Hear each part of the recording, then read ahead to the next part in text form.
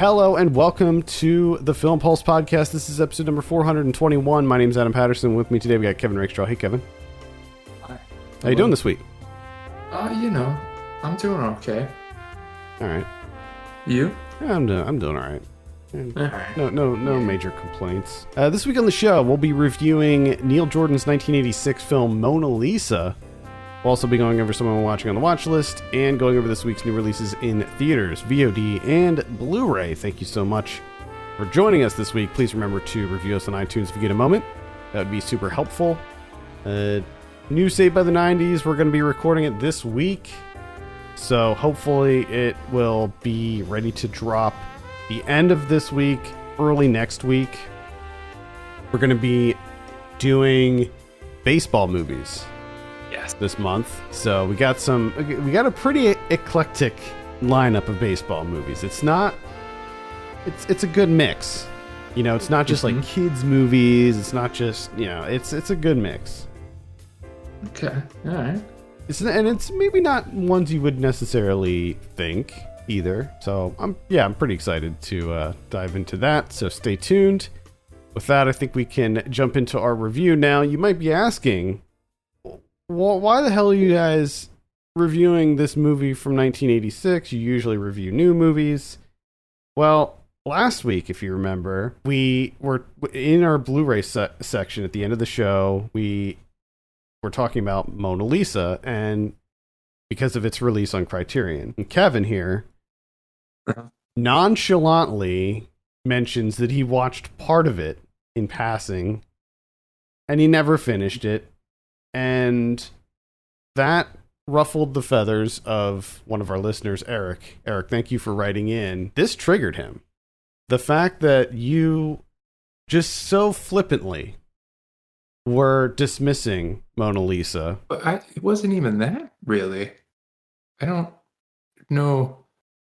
Was it Eric? Yeah. Say Eric? I don't know how Eric watches movies, but, there's times where I start a movie, it doesn't grab me. And in this particular case, it wasn't necessarily that. It was more so just I stopped it because it was time to go to bed because I have a lot of stuff going on. And I just kind of forgot about it. And then that's what sparked it, is when I pulled up, because I'm in charge of the Criterions. I pull up the Criterion, I'm like, Mona Lisa. And I'm like, oh yeah, I forgot. I started watching that movie. Maybe I should refinish it. I don't know. Maybe not. We'll see. I got stuff I got to do, So when was this, like a fairly recent event? I think, I would say it might have been like a week or two before that episode. Okay. All right. I got it. And you just forgot. You forgot that you started a movie and stopped it, and then just... Yes. Okay. Interesting. Yeah. All right. This happens. Another movie, like a week or two before that, is Across 110th Street, starring Yaphet Kotto. Started that. See, now that's an interesting one, too, because you're a huge Kotto fan. I know. I haven't gotten back to that one yet. I want to. I got stuff. I'm doing. Busy schedule. I got so many irons. Chores. In the fire. You got chores. Choring. Oh. You do a lot of choring. I mean, come on. I did so much this weekend. Nice. It's just. Well, that's good. It's good to have a productive life, I think. In some senses, yeah. We don't want to be, too overwhelmed either. Yeah. It's a balancing act. Really, and that's what it came down to, is going back and finishing Mona Lisa from 1986. Neil Jordan, I'm not a huge Neil Jordan guy to begin with. I mean, I'm really only watching this because of Bob Hoskins. Okay. So on my priority list, in terms of my adult responsibilities, and then finishing Mona Lisa, it was down on the list. Okay, all right. Let's take a look at the synopsis here real quick. George is a small-time crook just out of prison who discovers his tough guy image is out of date. Reduced to working as a minder/driver for high-class call girl Simone, he has to agree when she asks him to find a young colleague from her King's Cross days. That's when George's troubles just start. So we'll start it with you, Kevin. But my first question is, are you glad that you finished it? I mean, yes and no. Oh, man. Yes and no. Sorry, Eric. Yes, in the sense that, it was a good movie. It was an enjoyable enough movie. No, in the sense that I think, although it is a good movie, there's some great performances here, some interesting ideas. If I never saw this in my lifetime, I don't think that, I'd be kicking myself in that sense. But also, it's a lot better than a lot of other movies that I've seen.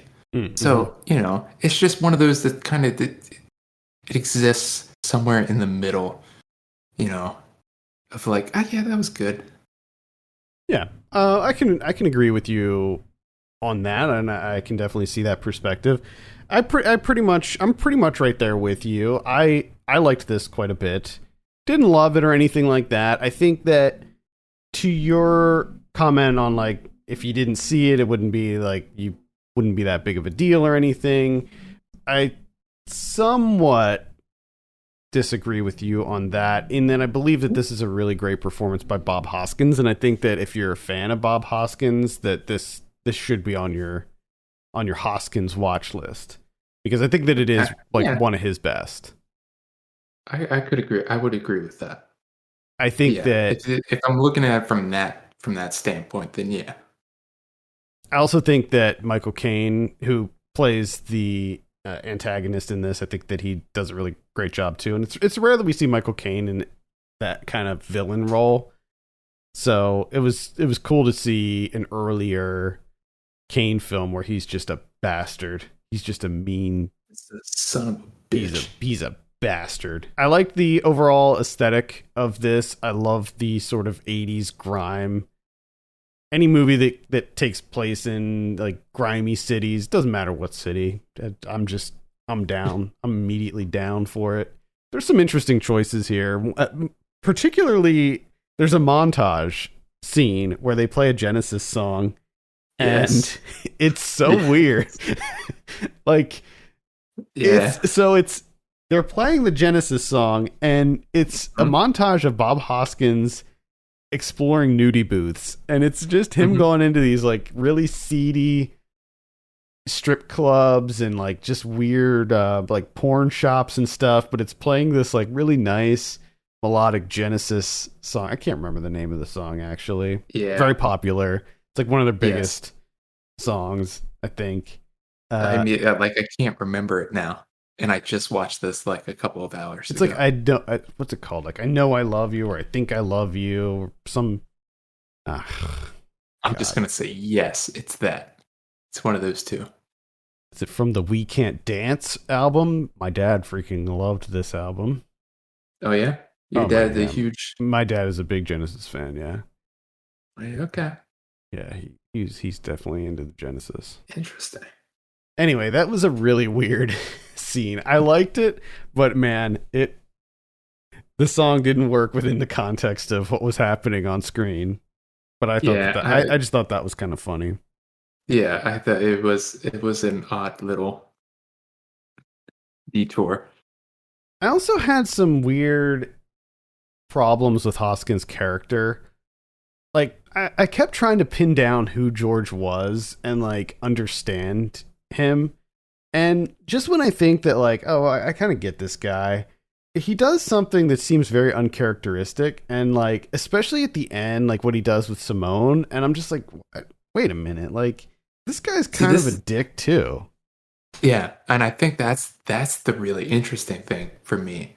I really like the way that this character is fleshed out and everything that is happening around him and the way that he's reacting to it. That's what I really found interesting with this. Because this movie, in a sense, really reminded me a lot of... It just felt like a British version of Taxi Driver. Oh, yeah. I was going to mention that, too. It's very Taxi Driver-esque. But there's a really interesting thing with Bob Hoskins' character being like, if I'm going to go this route, if I'm going to compare him to Bickle, is that he's in some ways far more delusional than Bickle is. And that's the thing that I find really, really interesting is that he gets so wrapped up in this, like he's got to save all these women, these working girls. He's got to save them. And I think that's the thing at the end is that he kind of snaps where like he's the savior. Like he's saving the women. He's fighting back against these guys. It's also kind of like this white savior trope too, because he's going after Anderson, which a surprise I did not know was Clark Peters. That was really interesting to find out. And I was kind of bummed that he wasn't featured more. So he's doing all these things that thinks, at the end, he should be rewarded for all of this effort. Mm-hmm. And that's where, like, his delusion overtakes him, where, like, he just kind of snaps and becomes essentially just like Anderson, just like Mortwell, but just, kind of a different twist on it. Right. Where, The like level of entitlement that he has, especially towards the end, where he's like, it's almost like he's this kind of weird incel type character where he he's he the deserves good this. guy. Like, I deserve this. Why don't you women go for good guys? God, he's just so good. Why can't you understand? Yeah. Yeah, it's a very interesting turn, and like where it goes at the end, just sort of doubling down on the whole Taxi Driver comparison, the level of like violence that gets ramped up at the end too, which is like very surprising because up until that point it's a pretty standard drama. Yeah. It's a headbutt here and there. Maybe someone gets punched in the face. Nothing gratuitous or anything. But then it something happens, and boy, people are getting killed. Oh yeah, and it's like exploding bullets. It seems like, Yeah. or just those two had like extremely high blood pressure, which it could track. It just like it was explosive. Yeah, it looked good though. It did. I mean, it was shocking. It was definitely shocking. Yeah, it looked good. I don't know. There's something about the Taxi Driver is the same thing where, like, there's some movies back then when they depicted like brutal, bloody violence, it just looked so much more grisly than. And I think it was just, again, it had to do with like the griminess, the graininess, the dirty, buildings and things like that. I think that it just adds to the realism of all of it. I loved all the different settings and stuff, and there's a really great scene too. There's this confrontation between Bob Hoskins and Michael Caine's characters when they're talking, but in the foreground there's these like dancers who are walking by the whole time. Really loved that scene too. I really thoroughly enjoyed the bit of giallo with the elevator. Oh yeah, the way that was shot, especially that from inside the elevator, the panic where they're kind of trapped, which is just, you've seen it in like every giallo movie. And Clark Peters running around with the, doing the fence thing. And but when the elevator comes back up and you're shooting it from the elevator across the hall, I thought was fantastic. Yeah, some really great camera work here. And that elevator scene was definitely reminiscent of something like Deep Red. And I really liked like the little respites that you get of Bob Hoskins' character with Robbie Coltrane. Oh yeah, I could totally have watched just a movie, no stakes whatsoever, just a buddy comedy. Yeah, just these two with Robbie Coltrane with his, different businesses, his different businesses, and them talking about like mystery books. Yeah, I thought that was great. Completely on board. Kathy Tyson plays Simone. She was good in this as well. She did a really great job. I mean, performances across the board were incredible. Oh yeah, you're not. I mean, these are just These are all top-notch actors Yeah. doing their thing. Now, like you, I'm not a huge Neil Jordan fan either. I haven't seen that many Neil Jordan films, to be honest with you. I've only seen maybe a handful of his. I've seen 2, according to Celeb. But I guess, just looking at the other ones, none of them interest me. I'm just like, no thanks. Not interested. I actually have not seen The Crying Game, to my knowledge. Me either. And that's been on my watch list forever. I'm hoping to cover that and Saved by the 90s. I know, I know what it's about, obviously, but I want to actually see the movie. In fact, there's this idea I have for an upcoming episode of movies that came out in the 90s that don't hold up by today's, social standards. Yeah, yeah. Uh-huh. So that's a theme that I'm kind of working with. I want to compile movies that were acceptable, socially acceptable back then, but don't work now, because I think that it's and I know I'm getting off on a major tangent here, but I think that it's interesting that the 90s, that wasn't that long ago. I feel like things have changed so rapidly over the last few years. Oh yeah. That a lot of these movies that were just okay. And I got the idea while I was watching the movie Angels in the Outfield, the Disney movie. Because there's just some stuff that happens in that you're just that would not be okay for today. Huh. But anyway, I've seen according to Letterboxd 4 of his movies. 4? So, yeah. Wow. Well, I saw Byzantium. Oh, okay. Which was Interview with the Vampire. Yeah. That was an Anne Rice one, and then the Brave one, which was the Jodie Foster one. Oh, okay. I didn't like that either. Then obviously, yeah.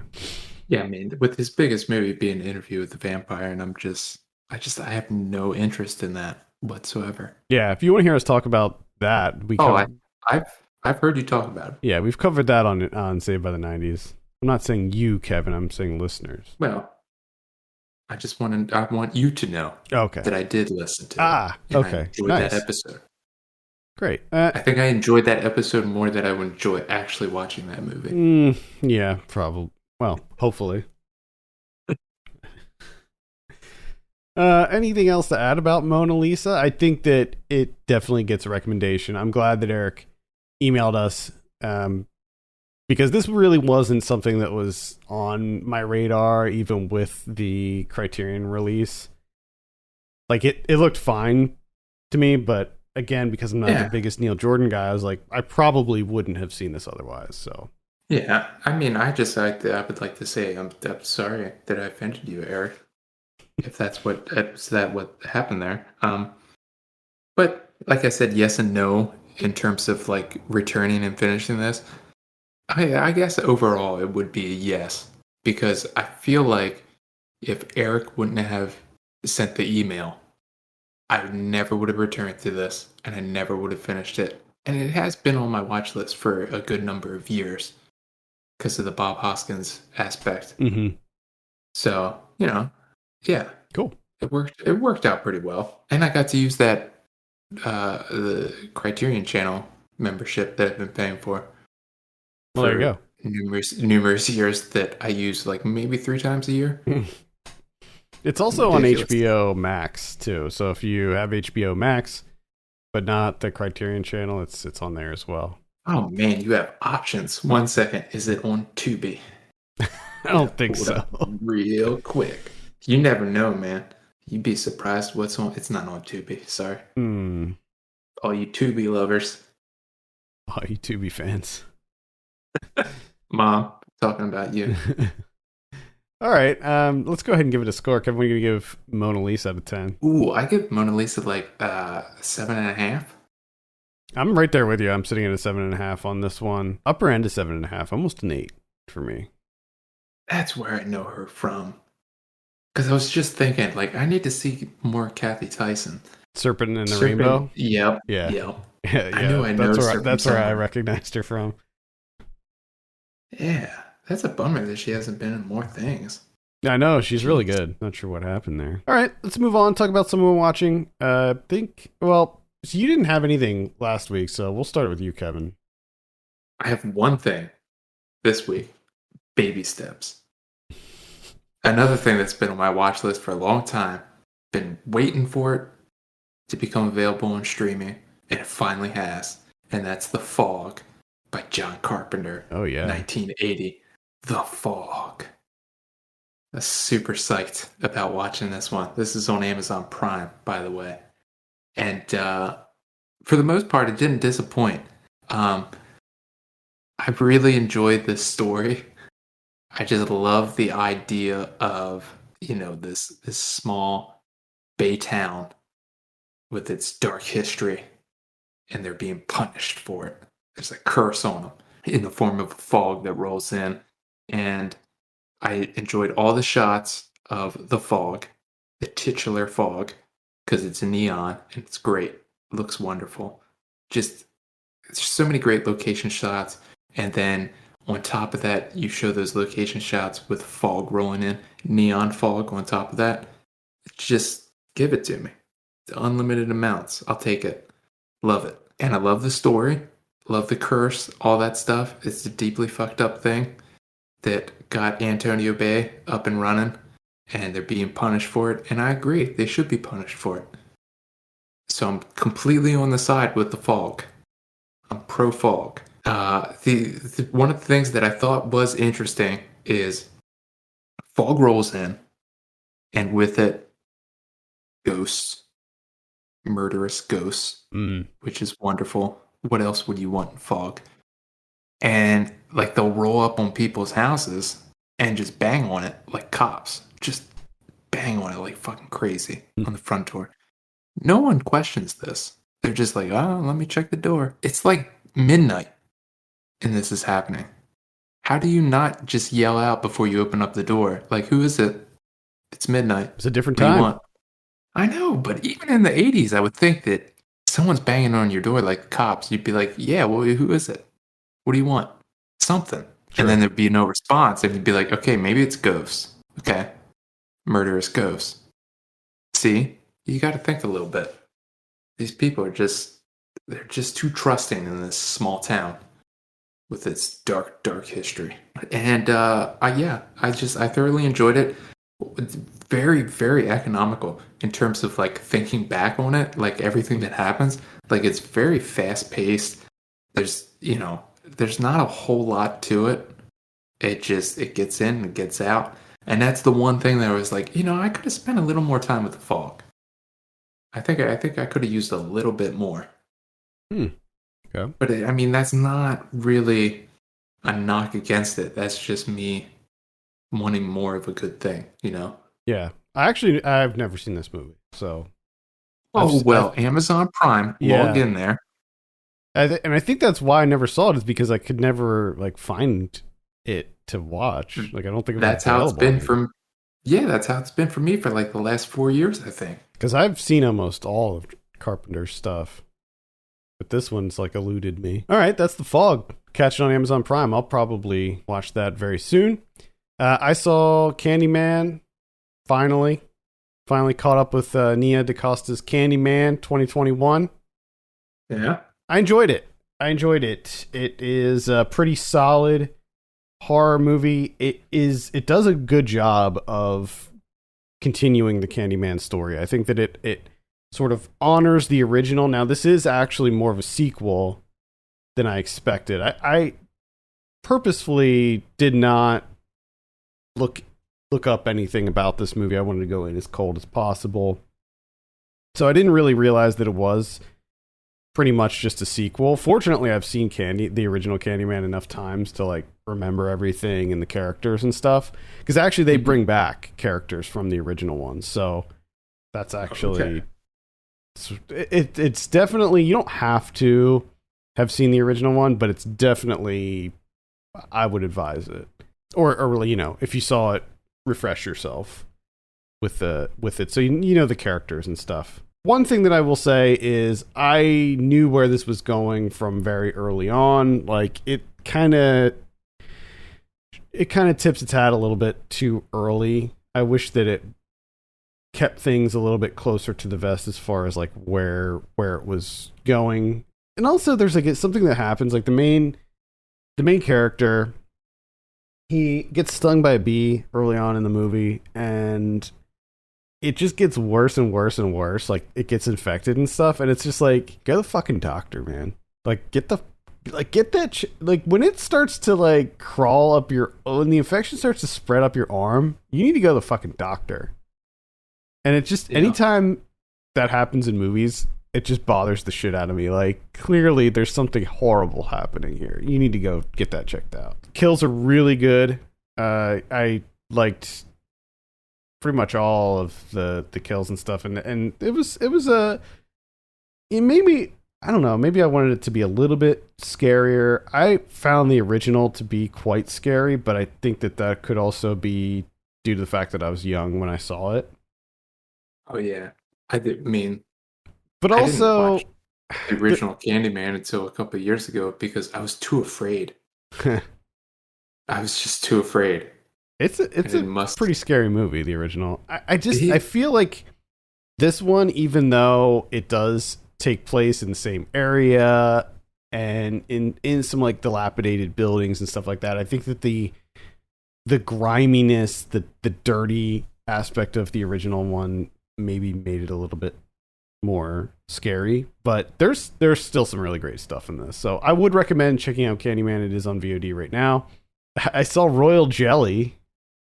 Oh no. So this, we talked about this, I think it was last week. Mm-hmm. And how it had like, it looked like it was kind of this Candyman, like trying to fight off the Candyman thing. Did we get an email about this one too? No, I didn't. The reason that I watched this is because supposedly this was shot in the city where I live currently. Oh, okay. Interesting. So I was like, you know what? I'll check it out. I'll see what's going on with this. I watch a lot of bad horror movies. This was just going to be another one. No big deal. It's atrocious. The thing is, like, you can't, even though it's shot around where I live, you can't tell. Like, it could have been shot anywhere. Like there's no indicator that it was shot around here.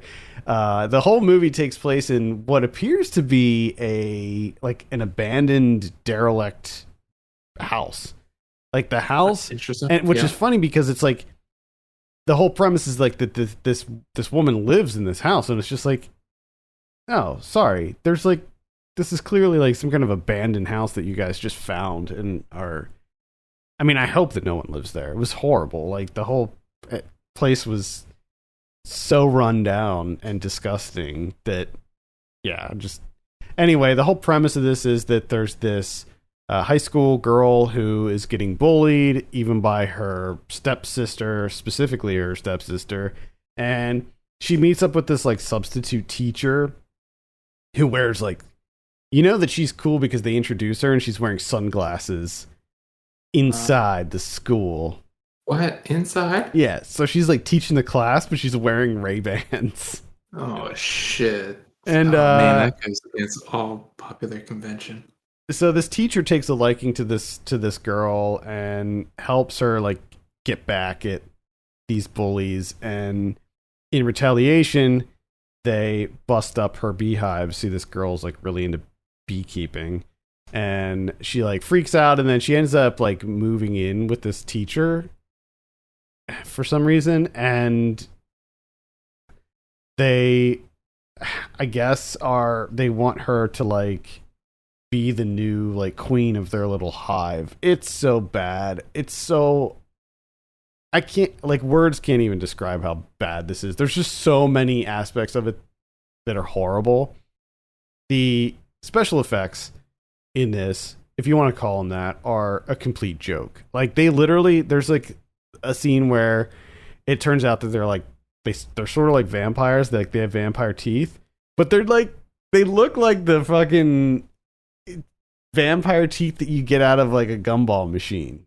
Like, you know what I'm talking about? Like the plastic ones. Oh yeah. That's what they look like.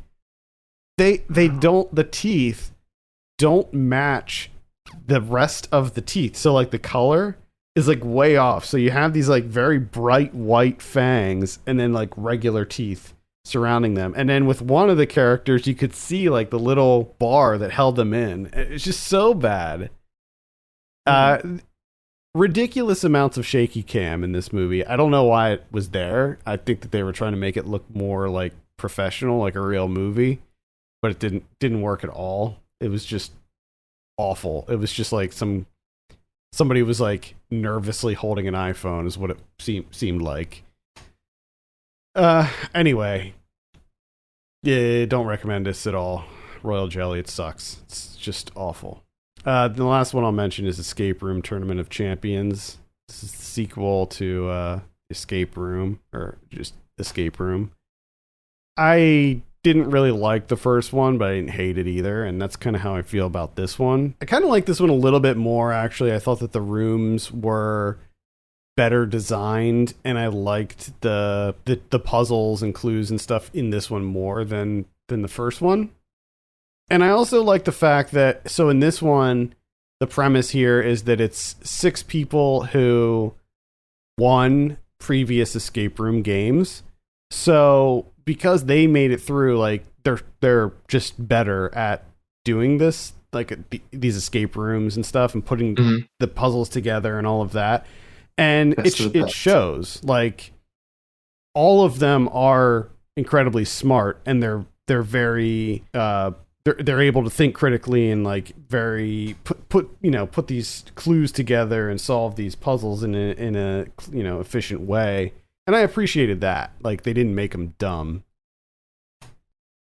But at the end of the day, like, the overall like overarching narrative is just dumb and silly. Like, all of the big story beats feel like an afterthought, and really the focus here is just to put people in these crazy elaborate escape rooms. And that's the fun part. Yeah. So, I don't know. If you enjoyed the first one, then yeah, I would say check this one out, but it's like a middle of the road for me. And that's all. All right, let's take a look at what we have in theaters this week. The only one is Dear Evan Hansen. Yeah. All right. Have you seen the trailer for this, or do you know anything about it? I know very little, but I just don't understand that this is a thing. I saw the trailer. I didn't know anything about it. I mean, I was living in New York when this was like all the rage on Broadway, and there was like ads for it everywhere, but I still didn't really know anything about it.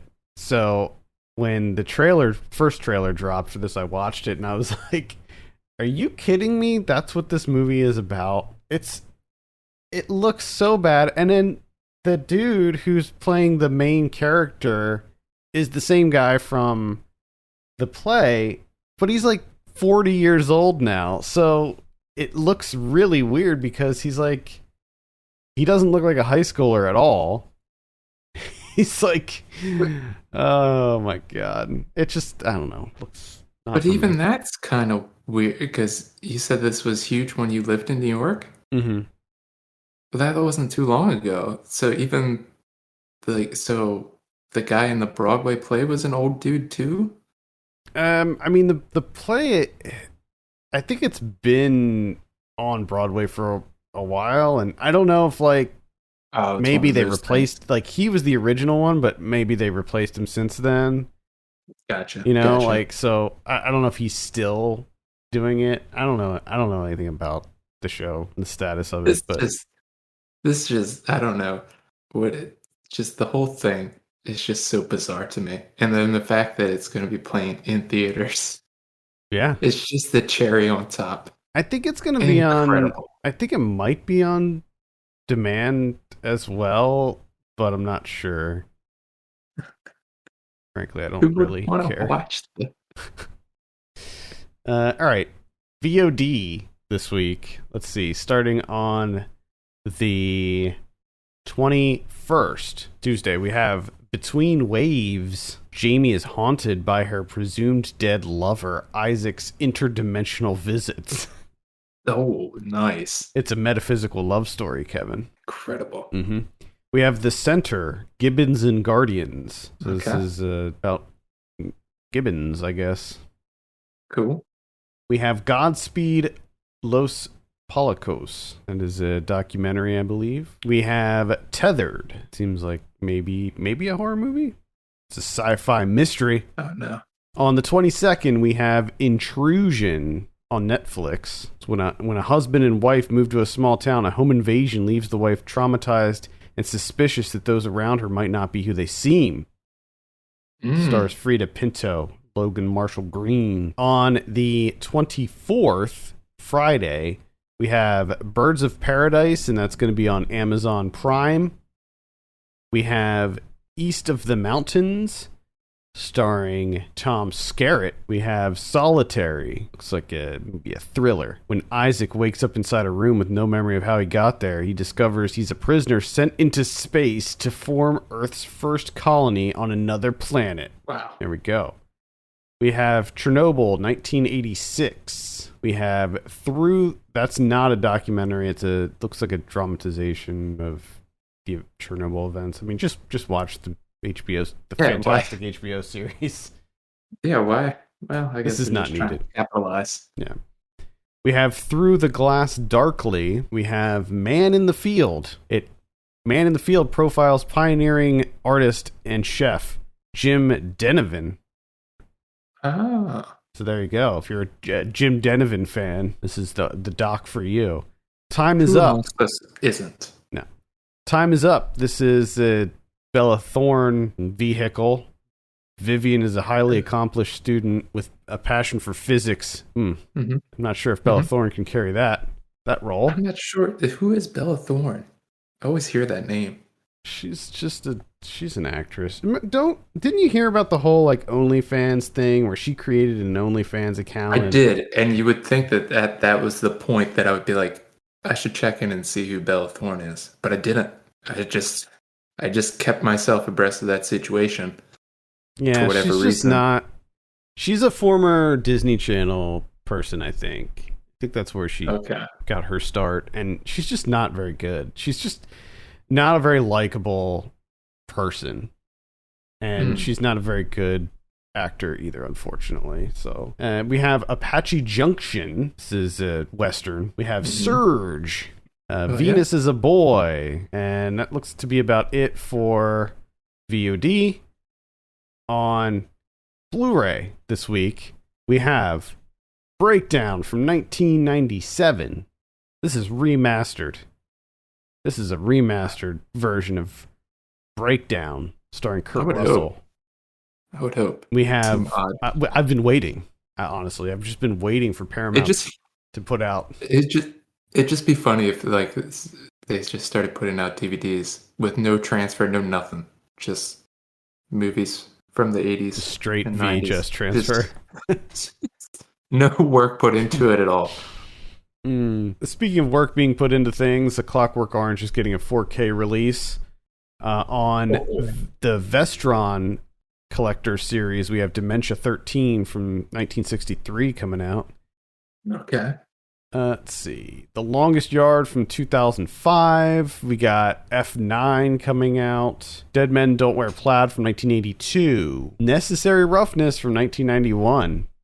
Hell yeah. I love that movie. I have not seen that movie since I was a small child. And Me either. I'm wondering if I would like it. Just leave it. Yeah. Just leave it. I don't know. Might have to cover that on Saved by the 90s at some point. The Crocodile Dundee trilogy. Let's see. Unbreakable is getting a Steelbook 4K edition. Looks like more Ghibli stuff is coming out on Steelbook, including Porco Rosso and From Up on Poppy Hill. Arrow is releasing The Snake Girl and the Silver-Haired Witch from 1968. Let's see. Violation is coming out from last year. We got The Vigil. Cruella is coming out. Lady of the Manor that just released like a week ago is coming out. The Beast from 1975 is also getting an Arrow release. I'm gonna have to look at this one. What about Criterion's? Oh, we got two. First one's Johnny Toe, 2004 Throwdown. Johnny Toe. This is an interesting pick, I think, for Criterion. It is, yeah. Especially if you're going Johnny Toe to go. I never saw this. Yeah, I think this is when I kind of just got away from Johnny Toe for whatever reason. Yeah, I think that when we were into Johnny Toe, it was like his earlier. I mean, It was like this just missed the cutoff, I think. But yeah, you got that on Criterion, and then you got Love and Basketball from Gina Prince Bythewood from 2000. So two contemporary picks there for Criterion. Mm-hmm. I like it. I'm definitely gonna try to check out Throwdown because I like Johnny Toe a lot. I haven't seen that one. Cool. I hear you. All right. Well, I think that's going to do it for this week. Thank you so much for listening. You can send us your questions and topics to podcast@filmpulse.net. You can follow us on Twitter @filmpulsenet and @filmpulsekevin. And if you have a minute, consider reviewing us on iTunes. That would be extremely helpful. For Kevin Rakestraw, my name's Adam Patterson. We'll see you next week.